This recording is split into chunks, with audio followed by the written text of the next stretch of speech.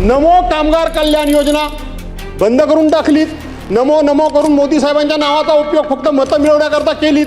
आता ती बाजूला टाकलीत मोदी साहेबांना. नमो शेततळे अभियान योजना कुठे गेली ती योजना? नमो शेततळे योजना, नमो गरीब मागासवर्गीय सन्मान योजना. नमो का नको आता काय म्हणायची वेळ आली. नमो गरीब मागासवर्गीय सन्मान योजना, नमो ग्राम सचिवालय योजना, नमो आदिवासी स्मार्ट शाळा योजना, नमो दिव्यांग शक्ती योजना, नमो तीर्थस्थळ व गडकिल्ले संवर्धन योजना. कुठे आहे?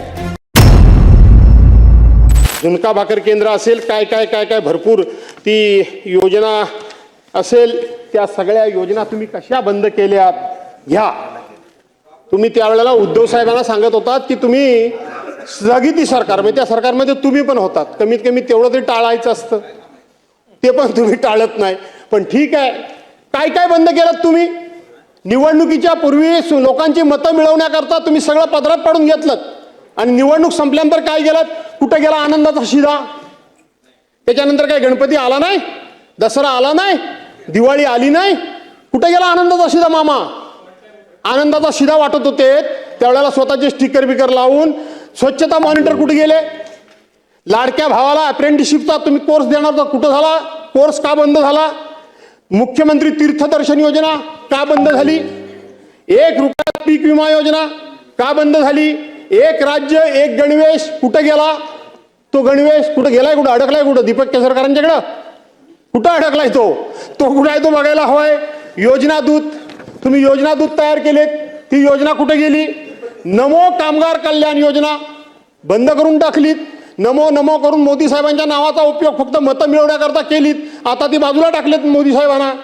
नमो शेततळे अभियान योजना कुठे गेली ती योजना? नमो शेततळे योजना, नमो गरीब मागासवर्गीय सन्मान योजना. नमो का नको आता काय म्हणायची वेळ आली. नमो गरीब मागासवर्गीय सन्मान योजना, नमो ग्राम सचिवालय योजना, नमो आदिवासी स्मार्ट शाळा योजना, नमो दिव्यांग शक्ती योजना, नमो तीर्थस्थळ व गडकिल्ले संवर्धन योजना. कुठे आहेत? नमो नमो नको नको मला वाटलं दाबा काय मला थांबवतात की काय. नाही या नको, हे कुठे गेल्या ह्या योजना? या सगळ्या निवडणुकी करता लोकांच्या समोर फंडे आणलेत, लोकांच्या भावनेनं हात घातलं, महिलांना सांगितलं 2100 रुपये देईन. अध्यक्ष महोदय, मी जबाबदारीनं सांगतो, आज राज्याच्या डोक्यावर 9,32,000 कोटी रुपये कर्ज आहे. किती आहे? तुम्ही सगळे लबाड आहात. तुम्ही आमच्या बहिणींच्या नावाने खापर मोडताय. बाकीच्यांची काय मतं असतील मला माहित नाही, पण माझं पहिल्या दिवसापासूनचं ठाम मत आहे की हा डोक्यावर कर्जाचा डोंगर झालाय, ह्या आमच्या लाडक्या बहिणींच्या मुळे नाही. लाडक्या बहिणींच्या मुळे नाही. आठवण करा, आज कैलासवासी दादा इथं हजर नाहीत.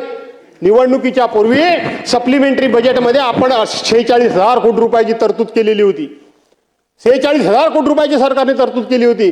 आज 46,000 कोटी रुपये तुम्हाला लागत नाहीयेत, 32 की 33,000 कोटी रुपये फक्त लागतायत. 2,53,00,000 महिलांना 1,500 रुपयाप्रमाणात तुम्ही त्या ठिकाणी निवडणुकीच्या अगोदर 1500 रुपये लाडक्या बहिणीच्या खात्यामध्ये टाकलेत. कुणी न मागता जबरदस्तीने टाकलेत. आज त्यातला आकडा थोडाफार मागं पुढे होत असेल राजे, पण 57 लाख महिलांना तुम्ही वेगवेगळी कारणं सांगून कमी केलं. 57 लाख महिलांना तुम्ही त्या योजनेपासून आता बाजूला केलं. कसा वाढतो आकडा तुमचा? 46,000 कोटी रुपये 2,53,00,000 महिलांकरता लागत होते, आज 57 लाख महिला कमी झाल्या. कसा लागतात एवढे तुम्हाला पैसे? फसवताय तुम्ही. तुमचा भ्रष्टाचार एवढा आहे. एका एका कामामध्ये टक्केवाऱ्या तुमच्या एवढ्या आहेत. काय झालं घोडबंदरच्या रस्त्याचं? सुप्रीम कोर्टाने तुमच्या कानपडात मारली. 6,200 कोटी रुपयाचं टेंडर तुम्ही काढलं. सुप्रीम कोर्टापर्यंत विषय गेला, डिटेल्स मी सांगत नाही. आणि तोच रस्ता 6,200 कोटी रुपयाचा रस्ता सुप्रीम कोर्टाने त्या ठिकाणी त्याचं इस्टिमेट वगैरे केलं, त्यावेळेला 3,000 कोटी रुपयाचा रस्ता झाला. एका योजनेमध्ये 3,200 कोटी रुपये तुम्ही भ्रष्टाचार केलात. एका योजनेमध्ये अशा 1760 योजना तुम्ही त्या ठिकाणी केल्यात. अनेक प्रकारची टेंडर्स ही आता फक्त मंत्रालयातून निघतायत. माझ्या आयुष्यामध्ये मी कधीच कोणावर भ्रष्टाचाराचा आरोप केला नाही.